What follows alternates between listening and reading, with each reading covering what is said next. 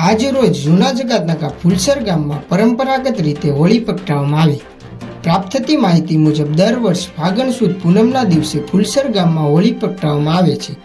અહીં હોળી એ સૂકા નાળિયેર, ગાયના છાણમાંથી બનાવેલ છાણા, સૂકા ફૂલના હાર, નાળિયેરની કાચલી તથા શ્રીફળના છોતરા, જૂની ધજા અને ધજાની લાકડીઓ વગેરેથી તૈયાર કરવામાં આવે છે। આજુબાજુની તમામ સોસાયટીમાંથી ખૂબ જ મોટી સંખ્યામાં ભાવિ ભક્તો હોળીના દર્શન કરવા માટે આવે છે।